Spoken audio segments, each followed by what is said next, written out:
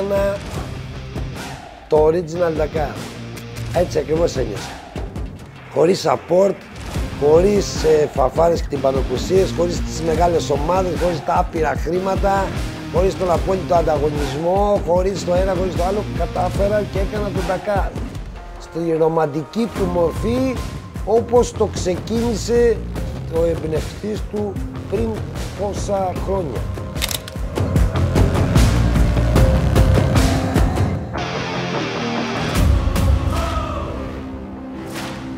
Θα μείνει χαραγμένο βαθιά μέσα και στους δύο. Δεν υπάρχει περίπτωση.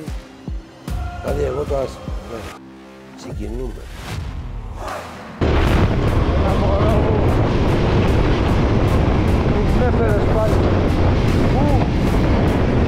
Τα συναισθήματα στα ύψη. Πήγα στο Dakar. Ένα πράγμα που έλεγα ότι έμεινε ο Μικρούλης. Το Dakar, το Dakar, το Dakar.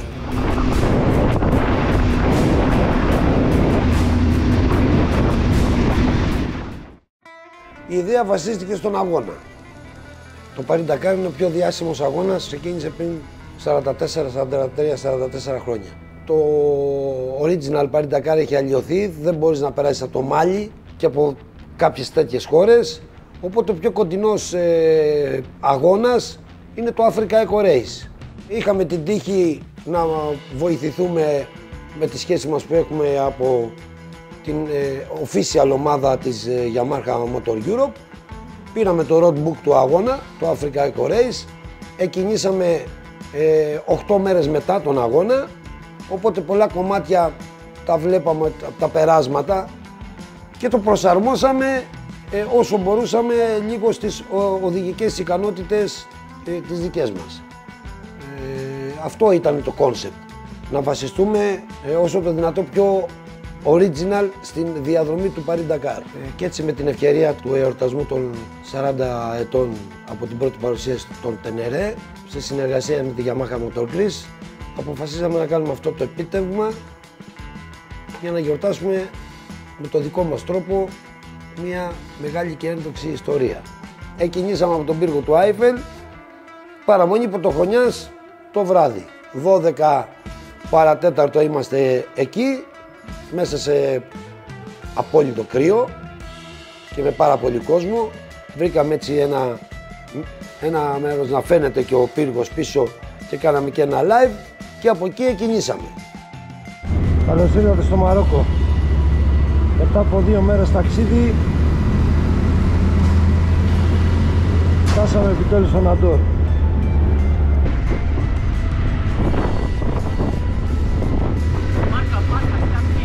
Το πρώτο βράδυ με το που φτάσαμε μας φιλοξένησαν κάποιοι φίλοι του Αμπτέλ, οι οποίοι είχαν και ένα mini club Τενερέ σε μια πόλη που δεν τη θυμάμαι τώρα, ένα χωριό. Την επόμενη μέρα κάναμε και το πρώτο off-road, έτσι ένα γύρο της περιοχής, για να δούμε πώς είναι έτσι το Μαρόκο, να προετοιμαστούμε. Ήταν πάρα πολύ ωραία, ήταν πολύ κοντά στα δικά μας δεδομένα, σαν να είμαστε τα άγραφα, κάπως έτσι.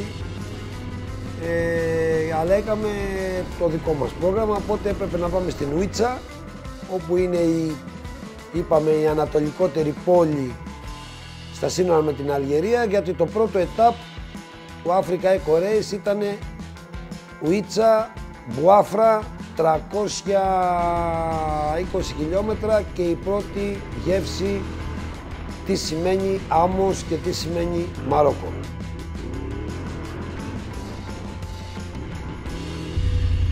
Unbelievable.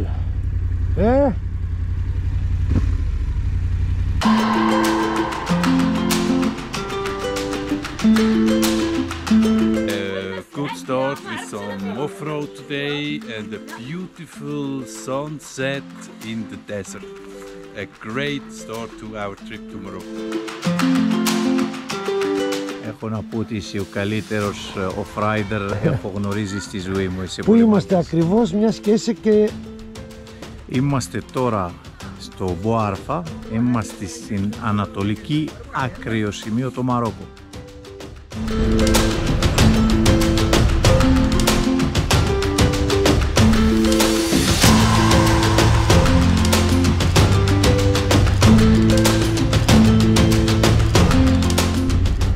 Είμαστε σε Ρήμου, όπως πάντα.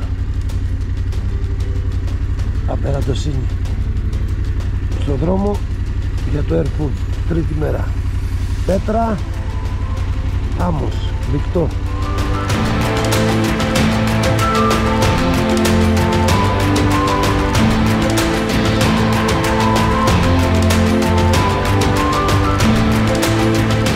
Δεύτερη-τρίτη μέρα ήταν έτσι λίγο κουραστική και έδειξε τι σημαίνει, είδαμε δηλαδή από πρώτο χέρι, πολύ πριν φτάσουμε στη Μερζούγκα και αυτά, τι σημαίνει Σαχάρα, τι σημαίνει Αφρική.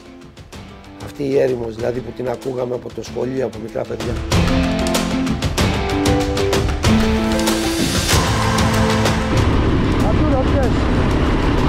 Έχει περάσει ο αγώνας από εδώ πριν 4-5 μέρες. Πατούρωμιες.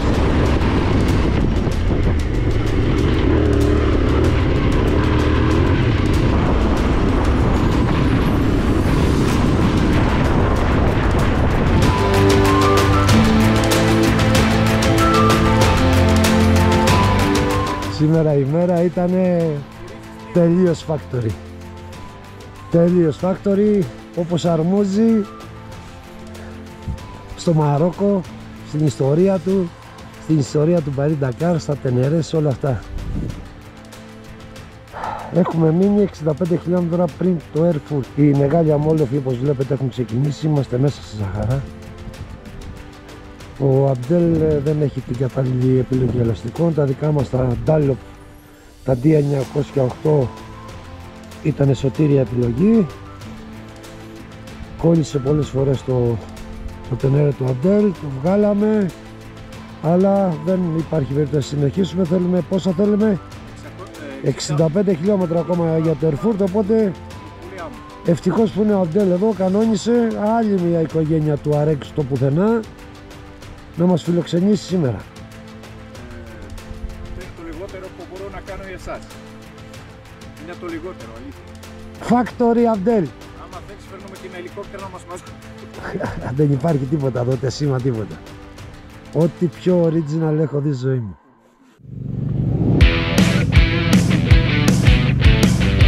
Πάμε!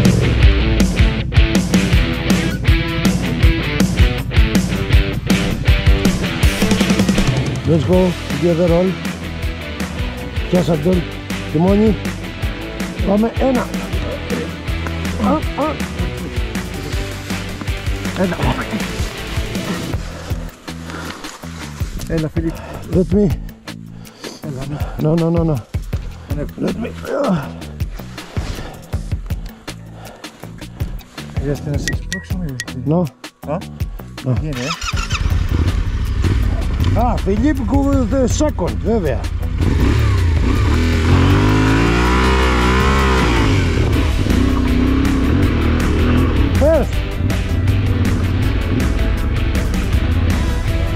First gear, push with the deep sand. New line, push. First or second? No. When the bike is done, first, you have always power. Αυτό που μάθαμε σήμερα, την δεύτερη μέρα μας ουσιαστικά στη βαθιά άμμο, είναι ότι πρέπει να ανοίγουμε συνέχεια πατήματα δικά μας. Δεν πάμε στην πεπατημένη. Μπαίνουμε δικά μας, γκάζι. Όπα. Είμαστε πολύ βαρύ.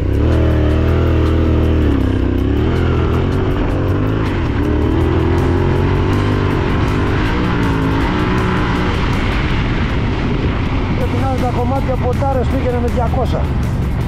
Τι να δείτε. Άλλο. How you sleep in this kind of Bedouin tents and this hospitality they have, and I think it's they are used. First of all, they are used to do it. It's not that you are invited somewhere where there is somebody who helps you for helping you really by his heart. It's they know that you're gonna pass there, and they know that probably you stay there for eat or for night and everything. They have been prepared, The nice thing was they cooked for us very good food. Obviously they have good food there, and there you don't have light. It's nothing. You just go out and you see thousands of stores, everything. And yes, we were very happy. It was very cold. They were really friendly. They asked me to take another how you call it? Blanket and another one. And I said, no, I have a very good sleeping bag, but I was freezing like hell. My fault, and no, it was nice. Αυτό είναι. Καφέ Ζαχαρά. Πήγαμε.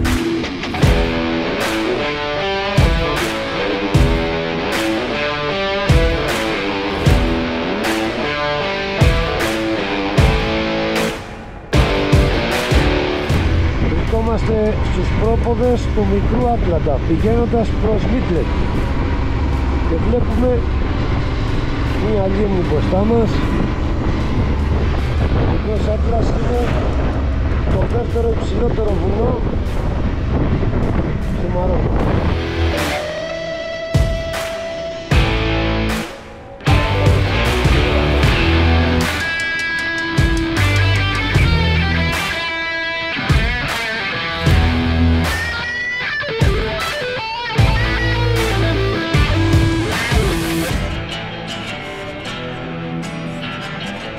Την τρίτη μέρα είχαμε φτάσει λίγο πριν το Airfood.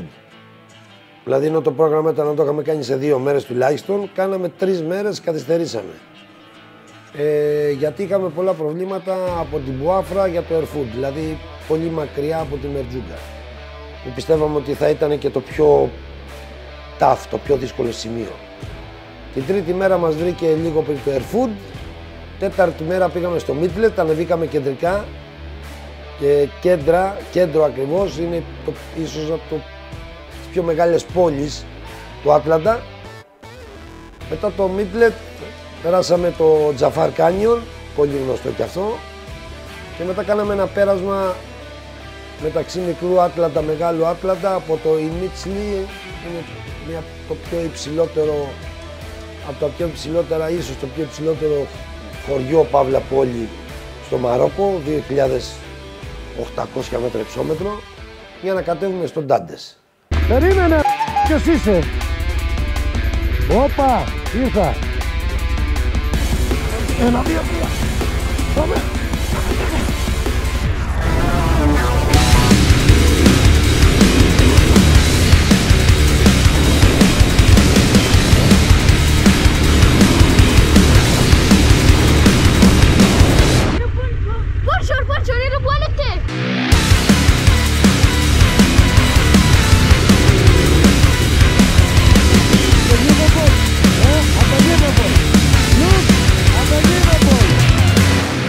But it was funny then, for example, if you are in a small village or whatever, you go to the butcher first. You don't eat the stuff direct from the restaurant. You go to the butcher, you choose what you want kind of meat, and then you buy it there, and then you go to the restaurant, and the guy is doing the grill. Έτσι είναι. Πέρα από τις μεγάλες πόλεις που έχει τα μεγάλα εστιατόρια, στις μικρές πόλεις και στα χωριά πρέπει να πας πρώτα στον κρεοπόλη, θα παραγγείλεις τι θέλεις να φας. Εννοείται ότι υπάρχει μόνο αρνί και μοσχάρι, αυτά είναι, ή κατσίκι. Τα παίρνεις και κιμά, σου φτιάχνουν επιτόπου με μπαχάρια, μέσα το βλέπεις το κιμά δηλαδή που κόβει το κρέας, το μπλάθει επιτόπου και το βάζει και σου λέει θες να είναι spicy, θες έτσι, θες μπαχάρ, θες πιπέρ. Είναι πολύ ωραία. Ήταν πάρα πολύ ωραία.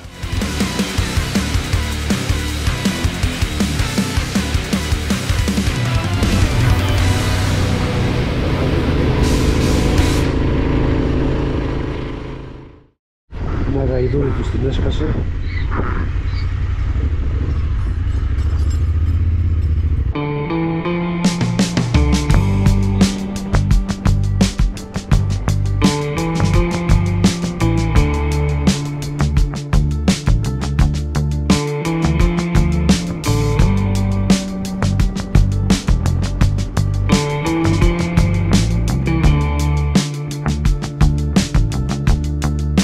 Βλέπουμε εδώ ανοικοδομούν εδώ στο μέσο του πουθενά μια τελείως καινούργια πόλη.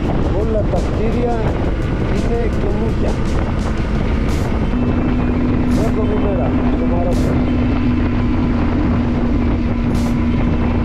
Λίγο άσφαλτο, να χαλαρώσουμε λίγο. Μπλοκ εδώ της αστυνομίας μόνιμα, η αστυνομία στο Μαρόκο. Είπαμε, όταν κυκλοφορούμε σε δημόσιους δρόμους, το νου μας, ιδιαίτερα μέσα στις πόλεις.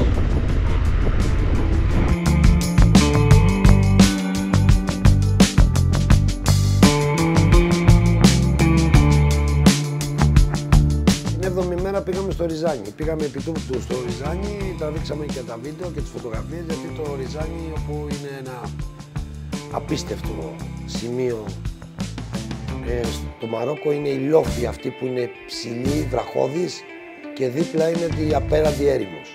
Και ήταν και το σημείο που το 2019 η Yamaha έκανε την επίσημη παρουσίαση του Τενερέ. Οπότε έπρεπε να πάμε εκεί οπωσδήποτε, δεν υπήρχε περίπτωση. Στο σημείο όπου έγινε η παρουσίαση του Τενερέ 700 το 2019. Δεν είναι τυχαίο ότι η Yamaha επέλεξε αυτό το μέρος της απέραντης ερήμου και αυτό το λόφο το συγκεκριμένο, Κάρα Μεντουάρ, πως το λένε, χάος.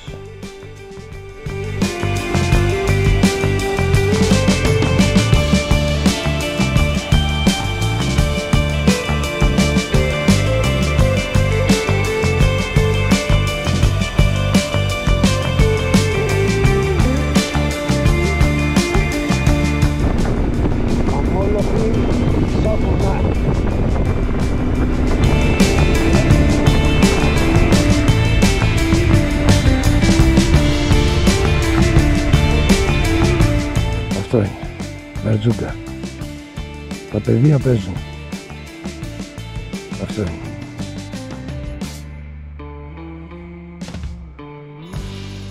Απίστευτα. 8η ημέρα, Μπερτζούκα, Ζαγόρα.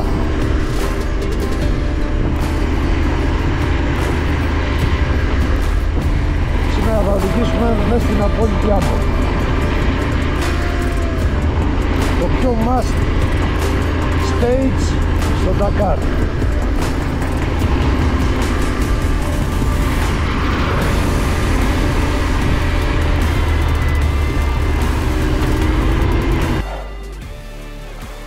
We go very easily and you push your bike when the bike it's necessary to push.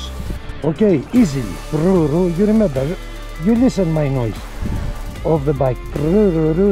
Go together. Έχει αρχίσει και μαθαίνει. Έτσι, μπράβο, μπράβο, μπράβο.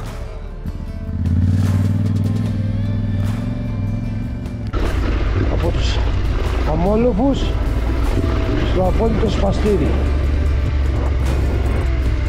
Κοτρώνα και άμμο. Αυτό το κομμάτι.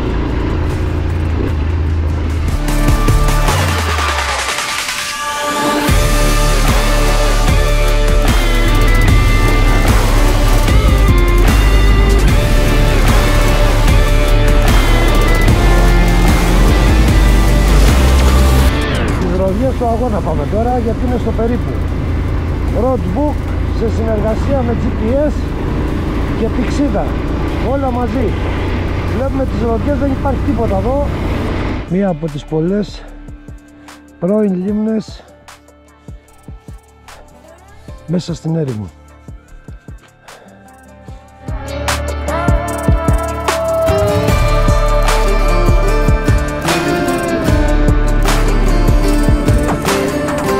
Αυτό το χωριό είναι εδώ, που συναντάμε μετά από 120 χιλιόμετρα στην έρημο, στην Αμούδα. Κάνετε να φύγει.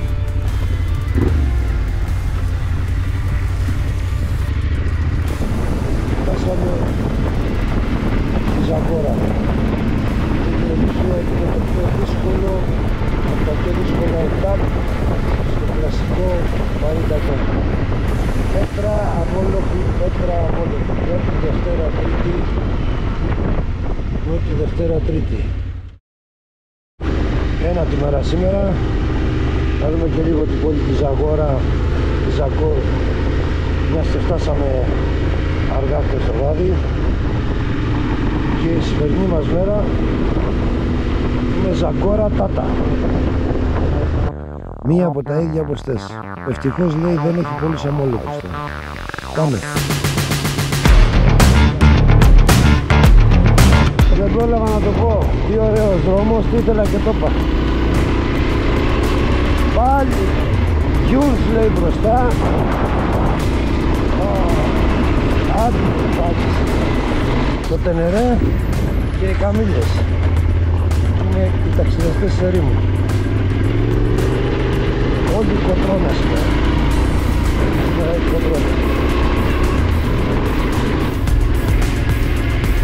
Κατσίκα είναι σε Ρήμου. Κοινοτρόφο.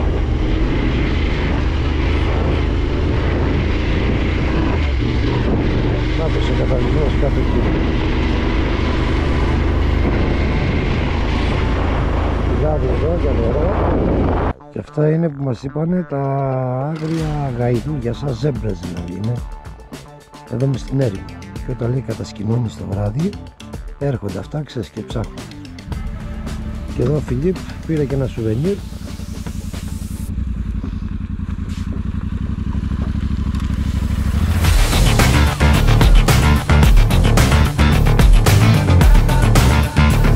Από το χθεσινό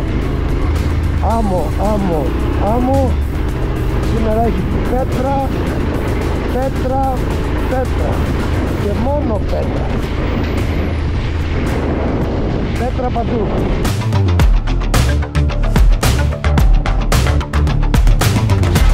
Επιτέλους στη λίμνη. Σε αυτή την κάποτε ήταν λίμνη. Το πρώτο σκασμένο λάστιχο. Εδώ το φτιάξαμε όλα πολύ καλά. 17 χιλιόμετρα πριν το τέλος, εδώ σε ένα περίφημο περιβάλλον, αντιφιλόξενο, ομόλοφη και πέτρα, τίποτα άλλο.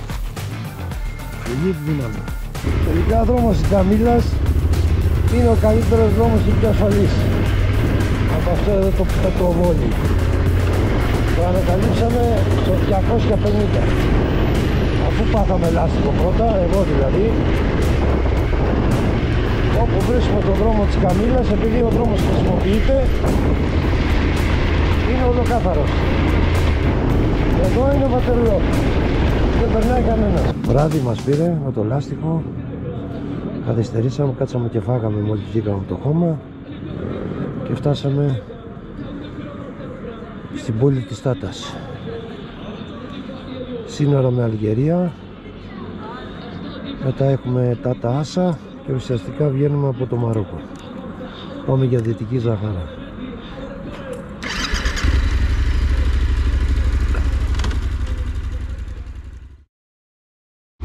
Μέρα 10η. Αφήνουμε την Τάτα, μοτοσυκλέτες άψογες, όλα πολύ καλά, δόξα τω Θεώ. Ταλαιπωρημένοι αλλά ευτυχισμένοι ταυτόχρονα.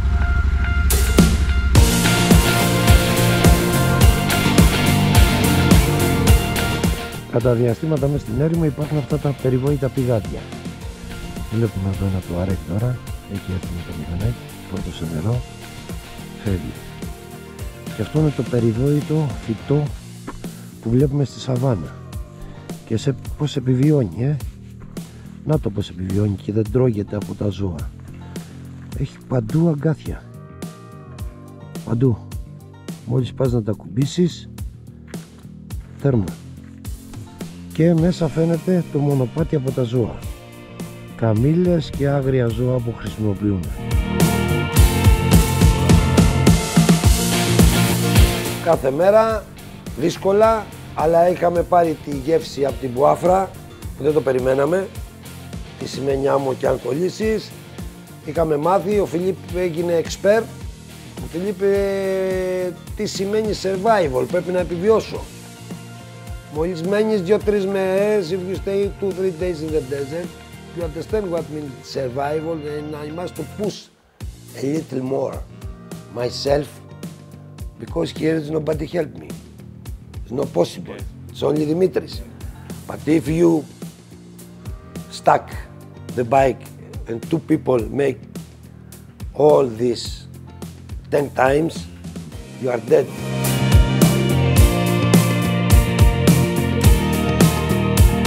Η Δυτική Ζαχάρα σε προετοιμάζει. Πιστεύαμε ότι είμαστε πολύ καλά. Δηλαδή, πιο πολύ εγώ είχα πιστέψει ότι εντάξει, αφού έχουμε φτάσει μέχρι εδώ, οδεύουμε για τον τερματισμό. Αλλά δεν γνωρίζαμε.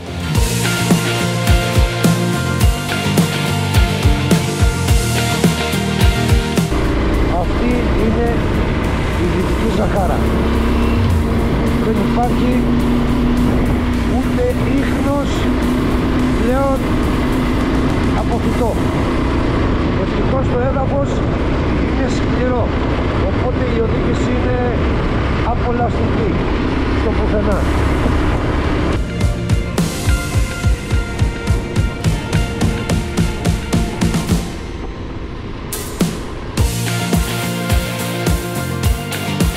Φτάσαμε στην ακτογραμμή μετά από 11 μέρες και οδηγούμε για Ντάχλα να προετοιμαστούμε για την είσοδό μας στη Μαυριτανία.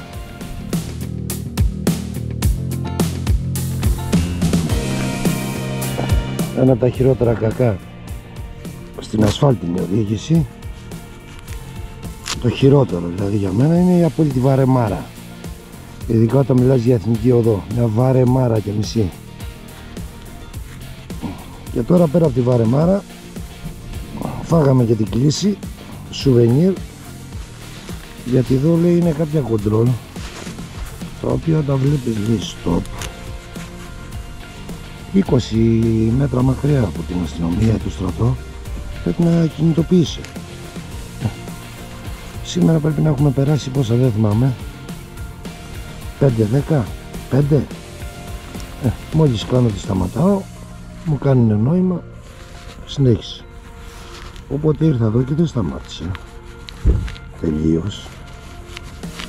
Και δεξιά 150 δεκάτους, που σημαίνει 15 ευρώ. Γι' αυτό σας λέω, μόνο χώμα. Μόνο.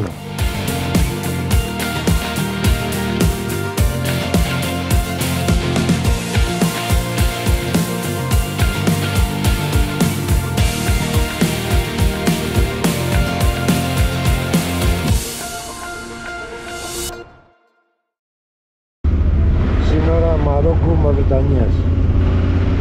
Μετά από 13 ημέρες συνεχούς οδήγησης.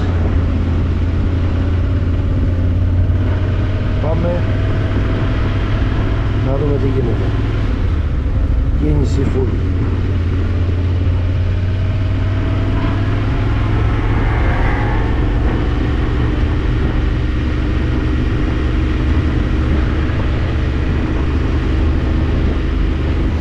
Τέσσερα μπλόκα, 4 διαφορετικοί έλεγχοι. Και καμιά ώρα περίπου, γιατί δεν περιμέναμε εννοείται στην ώρα, πήγε ο Φίλιπ και καθάρισε. Παρακάμψαμε την ώρα για το Μαρόκο. Σκουπιδαριό εδώ, αυτή είναι ένα μέρος της Αφρικής, βρώμα full.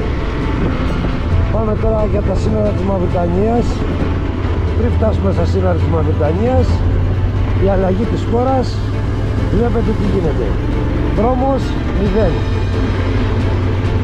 Ξεκινάμε με καλά. Adventure. Προφανώς είναι νεκρή ζώνη και δεν τη φτιάχνει κανένα. Έχουμε ρίξει πέτρα πάνω στην άμμο πια. Για να πάμε να δούμε τι θα δούμε και στη Μαυριτανία τώρα. Γιατί έχουμε ακούσει, όπως λένε, όπου Παναγία μου. Έχουμε ακούσει διάφορα, αλλά δεν ξέρουμε.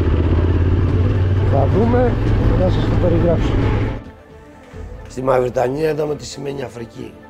Αυτό που είχαμε δει μέχρι στο Μαρόκο ήταν μια εκδρομή με το σχολείο που περιείχε και άμμο και διάφορα άλλα. Τα κουσκούς, τα κεμπάπ, τα έτσι. Η Μαυριτανία είναι η Αφρική και στην Αφρική η ζωή είναι ένα τίποτα. Η ζωή στην Αφρική κάνει 20 ευρώ μόνο. Αυτή είναι η Αφρική. Περνάμε τα σύνορα, καλώς ήρθαμε στη Μαυριτανία. Μετά από μια μισή ώρα λαδώσαμε και ένα πιτσιρικά και βλέπετε τι επακολουθεί. Αυτή είναι η λεγόμενη αφρικανική σκόνη. Από τον Ατλαντικό, παντού έρημο, Σαχάρα. Καλώς ήρθαμε στη Μαυριτανία. Συνεχίζουμε με προορισμό το Ατάρ και το δρόμο του μεγαλύτερου σιδηροδρόμου στην Αφρική. Δηλαδή θα οδηγήσουμε μέσα από τη Σαχάρα στο κέντρο της Μαυριτανίας.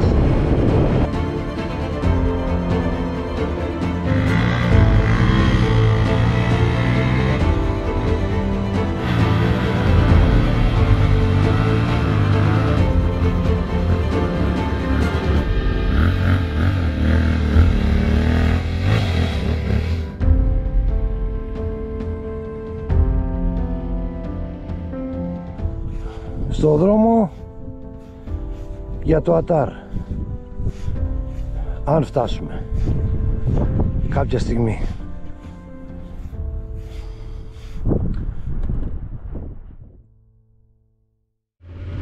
Θα εστιάσουμε σε αυτό το πράγμα που βιώνουμε.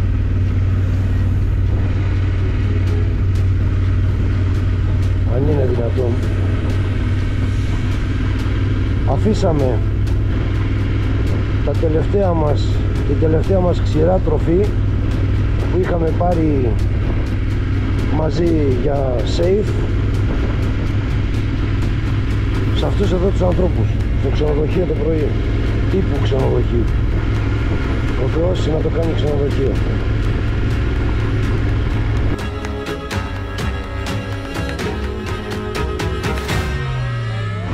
Βόρεια του Ατάρ βρίσκεται και το μεγαλύτερο ορυχείο στην Αφρική, όπου ξεκινάει και ο σιδηρόδρομος εξόρυξης σιδήρου. Έχουμε τελείως διαφορετική άποψη εδώ και χρωματισμούς. Αφήσαμε την έρημο και ήρθαμε στα βουνά.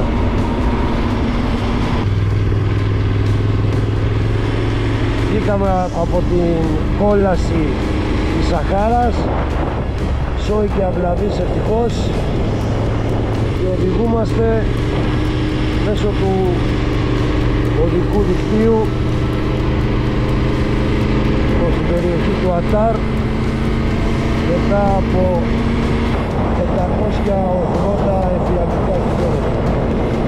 Ατάρ πόλη, κέντρο, αυτό είναι το κέντρο. Όταν μια πόλη βλέπουμε ότι αυτό είναι το κέντρο της, φανταστείτε πως είναι τα χωριά. Είναι μια μεγάλη πόλη από τις παλαιότερες, όπως είπαμε. Αυτό είναι το κέντρο της.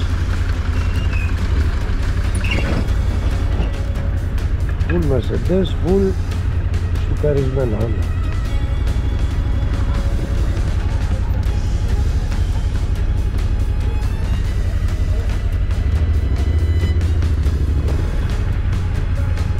Μια και μοναδική. Δεν θα την ξεχάσουμε ποτέ την Μαυριτανία. Πραγματικά. Πραγματικά δεν θα.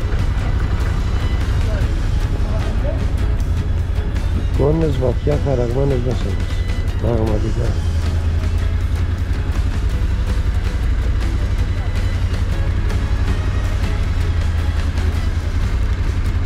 Στο κεφάλι δεν θα γίνει. Βάσει ακούσει.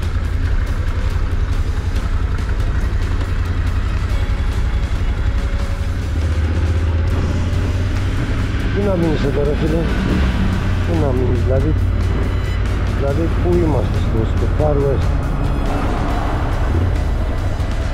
Από την ώρα που μπήκαμε στα border, είμαστε καλημέρα, good morning, 20 euro. Good evening 20. What I need a paper 20. Welcome 20. 20, 20, 20, 20. Bonjour 20. Μόλις μπαίνουμε στα δουλειά, ρε παιδιά, μας πιάνει η ψυχή μας με τα παιδάκια. Τι φτώχεια είναι αυτή.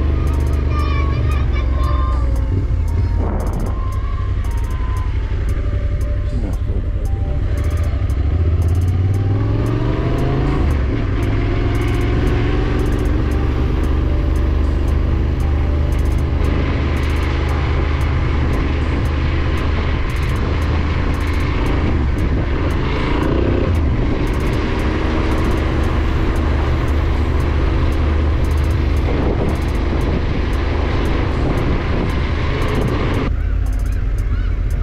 Με τα παιδάκια, ρε παιδί μου, είναι δηλαδή να σου παίρνει την καρδιά. Φίλια, την ώρα που ήρθαμε εδώ είχαμε δει τέτοιες σκηνές λίγο πάνω στο Μαρόκο, αλλά πολύ ψηλά, στα 3.000 μέτρα υψόμετρο. Έτσι, αυτό το φτώχεια, αυτό το πράγμα. Εδώ, ρε παιδί μου, με το που μπήκαμε στα σύνορα, ο δρόμος, σωθήκαμε. Κοίτα εδώ τώρα χωριό. Κοιτάτε εδώ χωριό. Τσατί, πεσμένες σκάλα για σκουπίδια δεν μιλάμε. Μιλάμε οι άνθρωποι ζουν μέσα στο σκουπίδι. Πάμε να φύγουμε, σου λέω, για τα κάρα, τελειώσουμε. Άρε λαδάρα. Άρε λαδάρα. 122 χιλιόμετρα με ρεζέρβα και το νεράκι. Και συνεχίζω. Είναι Κυριακή, λέει, και δεν ξέρω τι κάνουμε την Κυριακή, δεν έχει βενζίνα. Αποδεδειγμένα είναι ο ηγέτης της ερήμου και όχι μόνο. Μοτοσυκλέτα χωρίς καν ορίζοντα.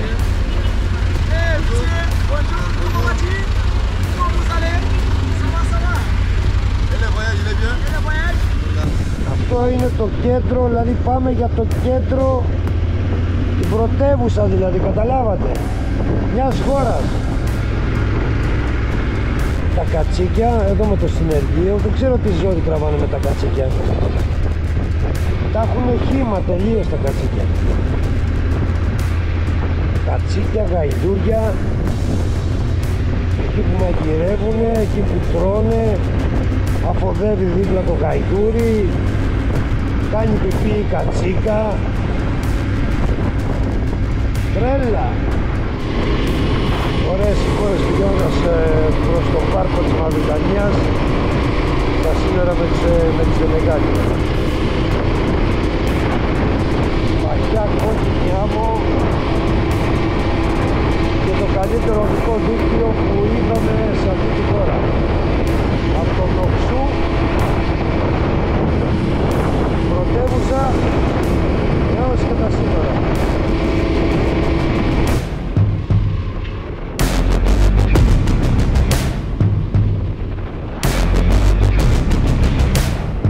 Μια άποψη εδώ του Εθνικού Πάρκου. Είπαμε στα σύνορα μεταξύ Μαυριτανίας και Σενεγάλης. Πάμε να περάσουμε τα σύνορα, πάμε για Ντακάρ. Επιτέλους.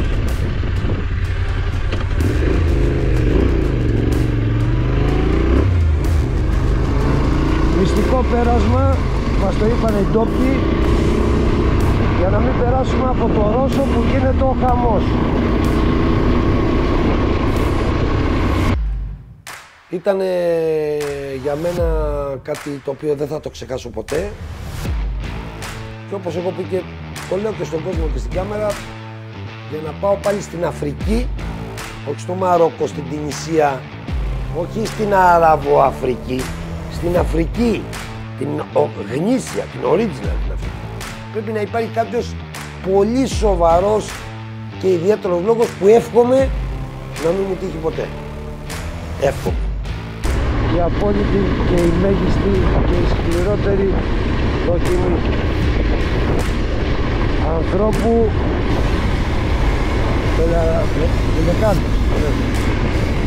ανθρώπου μοτοσυκλέτας,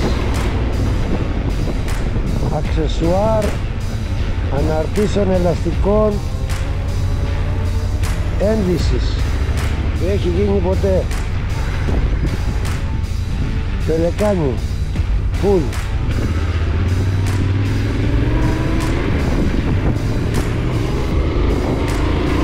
Εθνικό πάρκο είπαμε. Σύνορα Μαυριτανία, Σενεγάλη. Στον δρόμο για την Ντακάρ. 40 χρόνια Τενερέ. Okay, what did I see? What kind of animals? Hardly nothing, because I had to follow the route of Dimitris and I always looked really in front of him and never left and right. But I was happy to see the wild pigs and the pelicans in the border of Senegal. Okay. And did we see some snakes? Snakes, wild donkey, Yes. antelopes. Oh, I didn't see that. Πώς τη λένε την αντιλόπη? Η φάση είναι ότι ο Χέλη μου έστελνε φωτογραφία. Καταρχάς μου έστελνε Τιμόν και Πούμπα. Του έφερε τους φακόκυρους. Και μου τα έστελνε φωτογραφία. Και του έλεγα Φιλίππε, μου λέει δεν έβλεπα τίποτα. Μου λέει προσπαθούσα να ακολουθήσω τον Δημήτρη. Ρε μου τα φωτογράφησα εγώ, φεύγανε. Πάμε για τερματισμό πρώτου σκέλη. 6.480 πολύ σκληρά χιλιόμετρα.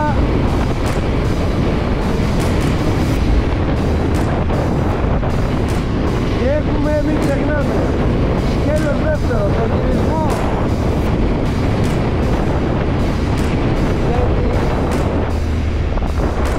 Η μεγαλύτερη και σκληρότερη δοκιμή έχει και συνέχεια.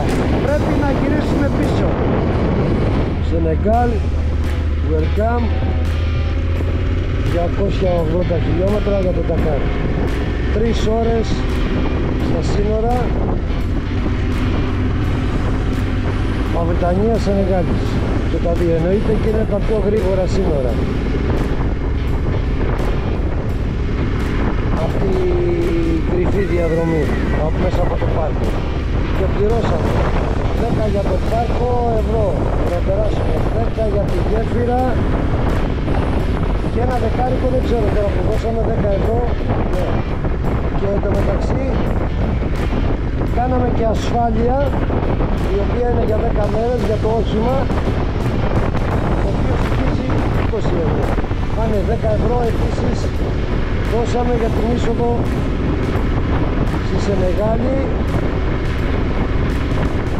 όπου η βίζα, δηλαδή η είσοδος ισχύει μόνο για 5 μέρες. Μετά πρέπει να έχουμε καρνέτε πασάζ για πιο πολλές μέρες στη Σενεγάλη. Αυτά τα νέα. Καλώς ήρθαμε σε Σενεγάλη, οδεύουμε κατευθείαν για Ντακάρ.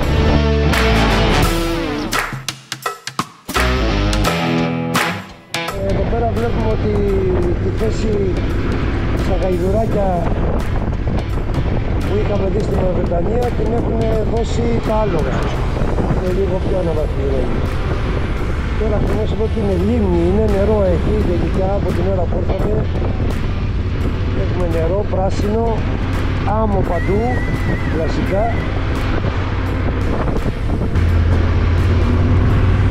Και με τα κατσίκια δεν το έχω καταλάβει και στην Μαυριτανία, είναι παντού τα κατσίκια.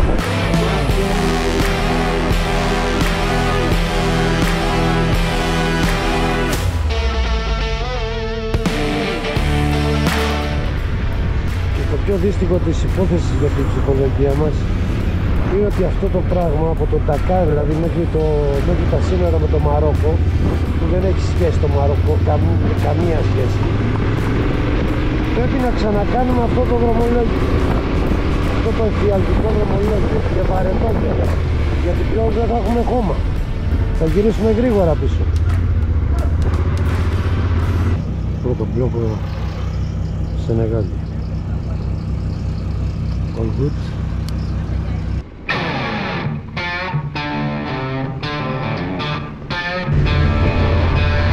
Σεντ Λούις, η πόλη πριν το Ντακάρ, στον τερματισμό δηλαδή ή μετά τον Ντακάρ για την επιστροφή? Στον Ντακάρ φτάσαμε βράδυ. Το είδαμε βράδυ, την πόλη του Ντακάρ. Μεγάλη πόλη, σταδιάρες. Θύμιζε άνετα, δηλαδή θυμίζει μια δυτική πόλη, να το πω έτσι. Μια ευρωπαϊκή πόλη. Αλλά όπως είπα, εγώ η ψυχολογία μου ήταν πολύ ιδιαίτερη. Δεν ήθελα καμία επαφή, είχα το στόχο μου ότι πρέπει να τελειώσω γρήγορα και να φύγω. Αυτό ήταν. Δηλαδή δεν ξέρω. Ήταν πρώτη φορά σε ταξίδι που ένιωσα άμεσα την ανάγκη ότι πρέπει, δηλαδή ως διαμαγείας, να πατήσω ένα κουμπί και να διακτηνιστώ. Δηλαδή δεν μπορώ να το αντέξω όλο αυτό που είδα, το οποίο έχει να κάνει κοινωνικά, οδηγικά, τα πάντα. Δεν ήταν ένα πράγμα, ήταν ένα συνοδήλευμα πραγμάτων. Με χάλασε πάρα πολύ.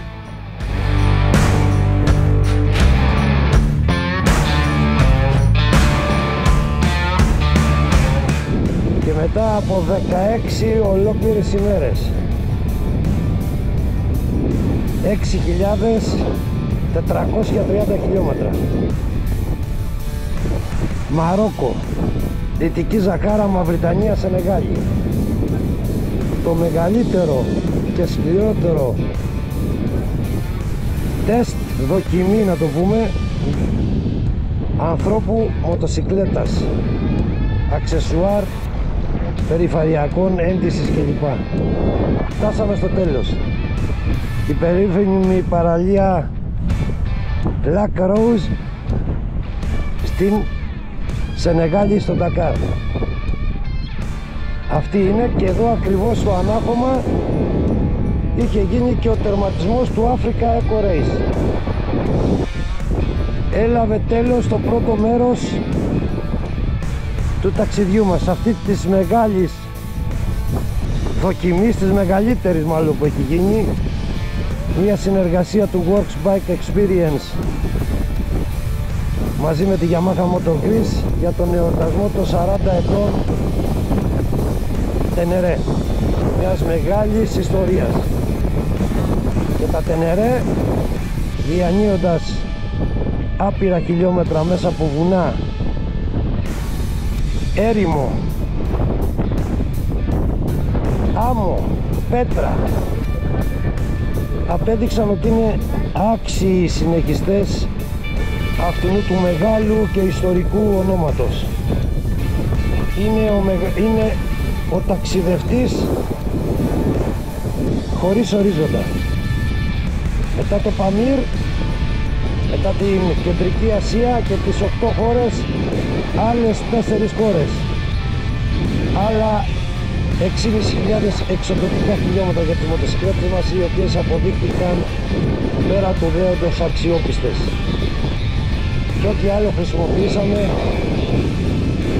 σε αυτό το ταξίδι μας. Κλείνει το κεφάλαιο Media και ξεκινάμε για την επιστροφή μας. Φιλιά σε όλους από την παραλία Lac Rose της Σενεγάλης. Πολλά συγχαρητήρια πάνω απ' όλα στο Φιλίπ, που έδειξε ότι όταν υπάρχει θέληση όλα τα άλλα είναι δεύτερα. Ο γυρισμός κράτησε μόλις 5 μέρες. Κλειδώσαμε τον γκάζι μετά την φωτογράφηση στην περιβόητη παραλία Λακρός. Για μένα ο στόχος είχε επιτευχθεί. Έκανα ένα όνειρό μου πραγματικότητα. Δοκίμασα μία μοτοσικλέτα πέρα από τον εαυτό μου στο μέγιστο. Άντλησα πάρα πολλές πληροφορίες, τις οποίες τις έχουμε μοιραστεί και με τους ανθρώπους της Yamaha για τη μοτοσικλέτα, να μπορούμε να λέμε στον κόσμο κάποια. Τιμήσαμε την ιστορία και that's it, αυτό ήταν.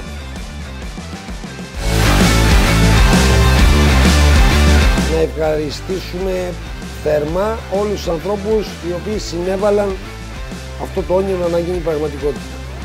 Έχει γραφτεί στην ιστορία ότι η Yamaha Moto Greece γιόρτασε με αυτόν τον τρόπο τα γενέθλια 40 ετών για τα Τενερέ. Το Motodirect, την εταιρεία για το ορχισμό της Alpine Stars. Την Extra Products Τασούλης, Afam, Brembo, αλυσίδες κίνησης, Twin Air, φίλτρα αέρος, προστατευτικά. Την Goodyear Dunlop Elas για την παροχή των ελαστικών του D908 που απεδείχθη πολύ καλό για off-road χρήση. Την SOA, το φίλο μου το Γιάννη τον Τζορτζόπουλο. Κώστας Δέδερης, Moto Parts, μπαταρίες Sido, γιατί τα 200 γραμμάρια είναι σωτήρια.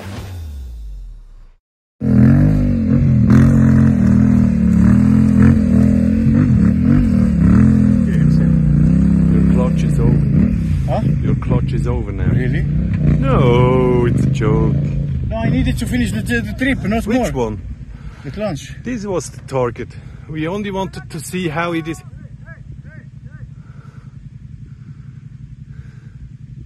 Follow him, Dimitri. Of course he has to follow. Maybe his business, my friend. I don't understand him really. The guy is only Suley, siga. Siga, Suley.